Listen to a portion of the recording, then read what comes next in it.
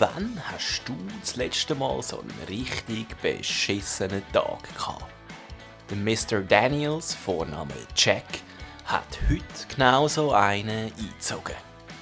Grosse Pläne hat er gehabt, aber dann ändert sich alles schlagartig. Und dann kommt auch noch seine Nachbarin mit einer Bitte auf ihn zu, wo er gerne darauf verzichtet hat. Aber um was geht's eigentlich?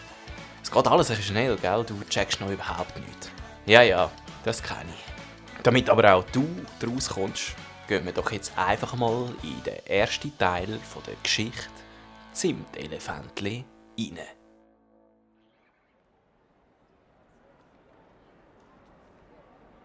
Der Jack ist mit seinem Gitarrenkoffer und Gepäck für mehrere Wochen am Bahnhof gestanden. Er hat eigentlich den Zug in Richtung Flughafen nehmen. Für seine Band steht nämlich eine Welttour an. Wenige Minuten bevor der Zug im Bahnhof einfährt, läutet ihm der Sänger an. Der lässt Jack wissen, dass die Band einen neuen Gitarrist gefunden hat und er selber nicht mehr Teil der Band ist. Nach 15 Jahren, 500 Konzerte, 7 Alben, 110 Songs und 13 aus Hotelzimmer rausgerührten Fernsehen. Nur damit alles mit einem nicht mal einminütigen Telefongespräch endet. Der Jack kann es gar nicht richtig glauben. Zu allem anderen blickt er in dem Moment noch ausgerechnet an ein Plakat von einem Zirkus mit der Aufschrift «Life is magical». Das Konzept Zirkus hat sich ihm nie wirklich erschlossen. Alles war ihm dabei ein bisschen zu aufgesetzt. Life is magical. Pff, life's a bitch, trifft's wohl eher. Aber vom echten Leben haben ihr Popcorn-Gesichter keine Ahnung. Hat sich der Jack gesagt und sich auf den Heimweg gemacht. Als er im Stegenhaus ankommt, sieht er die Anna, die gestresst eine Tür nach der anderen abklappert, um jemanden zu finden, der für ein paar Stunden auf ihren Sohn aufpasst. Bisher offensichtlich erfolglos. Als sie den Jack sieht, ist sie leicht irritiert. Jack? Solltest du ab heute nicht auf Tour sein? Setsch. Setsch ist das richtige Wort. Sie haben mich rausgerührt, bevor ich am Flughafen war, bei die hohen Halbschuhe. Gar nicht mal so geil, den Job zu verlieren. Oh wow, das tut mir mega leid. Die Anna fühlt sich zwar ein bisschen schlecht dabei, aber aus der eigenen Verzweiflung heraus schickt sie nachher: Für die nächste Stunde hätte ich sonst einen anderen Job für dich. Ja, wie meinst du jetzt das? Ich muss dringend ins Geschäft. Ich habe gerade einen Anruf bekommen, dass ich in der Geschäftsleitung endlich meinen Vorschlag präsentieren kann. Das ist meine Chance. Könntest du nicht ein paar Stunden auf den Noah aufpassen? Ja, geil! Gratuliere zu deiner Chance. Du wirst sie bestimmt umhauen. Aber du weisst, ich kenne mich überhaupt nicht aus mit Kind. Und es ist bestimmt ein Härtewechsel von Sex, Drugs und Rock'n'Roll zu Snacks, Hugs und Paw Patrol. Komm schon, du bist meine letzte Hoffnung. Ich schenke dir dafür auch meine Vinylplatte Dr. Feelgood von Motley Crue. Die Erstprägung? Okay. Du meinst es echt ernst? Sag ich doch schon die ganze Zeit. Deal? Okay, Deal! Wo diese Abmachung besiegelt ist, drückt Anna dem Jack noch eine Schüssel mit 2 Kilo Guetzli-Teig in die Hand. Der Noah muss fürs Klassenlager noch Guetzli backen zum Verkaufen. Du packst das sicher. Meint Anna zum Jack und tätschelt ihm dabei auf die Schulter, gibt am Noah noch einen Kuss und verschwindet dann wie der Blitz die Stege drauf.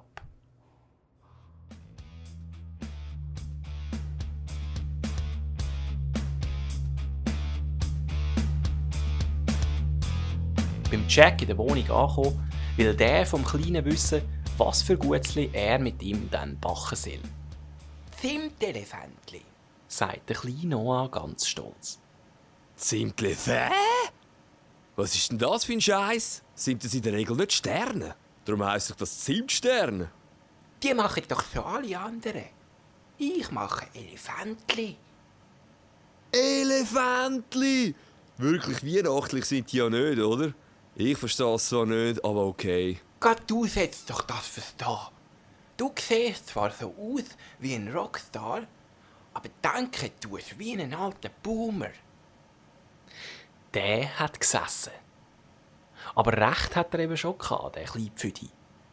Am Jack ist schlagartig bewusst worden, dass er nicht nur bei Gutzli-Kreationen in viel zu engen Muster hat angefangen zu denken.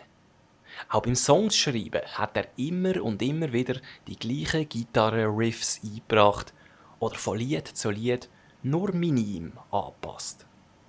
Um ganz ehrlich zu sein, er hat sich selber vermutlich auch aus der Band gerührt. Kreativität hat er seit Jahren nicht mehr zugelassen, sondern sich einfach auf die einstige Erfolgsformel verlassen. Die hat er so lange gemolken, bis die Kuh einfach keine Milch mehr gegeben hat und im Stall tot umgekehrt ist. Plötzlich hat es auch für den Jack richtig viel Sinn gemacht, die Zimtelefantli zu backen. Zimtli-Fäntli sind Rock'n'Roll auf dem Bachblech. Hat er sich gedacht. Und wann geht's ins Klassenlager, wo du mit diesen fett Cash eingestrichen hast? Unsere Lehrerin will wie jedes Jahr auf Interlaken. Aber wir Kinder haben null Bock auf Interlaken. Das ist doch nur so ein seelenloses Alpen-Disneyland. Wir wollen viel lieber ins Tessin, besonders ich. Aber das sage ich zu teuer. Für das müssten wir viel mehr Gutzli verkaufen als jede Klasse zuvor. Ja, leuchten wir echt ein. Interlaken sagt hart. Aber hey, aus irgendeinem Grund fahren Touris voll drauf ab. Was reizt dich denn so am Tessin? Ich will unbedingt einmal vom Verzascar-Staudamm runter einen Bungee-Jump machen. Ich weiss, dass ich jetzt noch zu jung für das bin. Aber so mal schauen gehen wäre toll. Und der Schurz wäre sicher schön im Süden. Am Jack ist der Kleine immer sympathischer geworden. Der Noah hat ihn an sich selber in jüngeren Jahren erinnert. Der eigene Kopf hat am Jack imponiert. Am Noah hat er dann auch verraten, dass er selber vor vielen Jahren mal vom Verzaska-Staudamm runtergekommen sei und er den Noah darum nur zu gut verstehen kann. Die beiden haben Zimtelefantli gebacken wie die Wilden und haben dabei immer mehr Gemeinsamkeiten aneinander entdeckt. Dann blitzt beim Jack auf dem Handy plötzlich eine Push-Nachricht auf.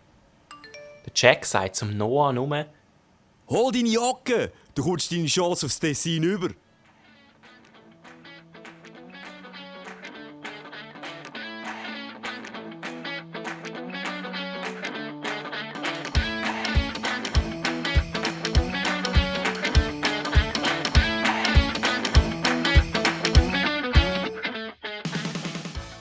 Ja, was hackt der Jack denn da aus? Ist das eine Idee, die den Tag besser machen wird? Oder geht sein Scheisstag gleich irgendwie weiter? Gerade was angefangen hat, gut zu werden? Wir finden es morgen raus, im zweiten und letzten Teil dieser Geschichte.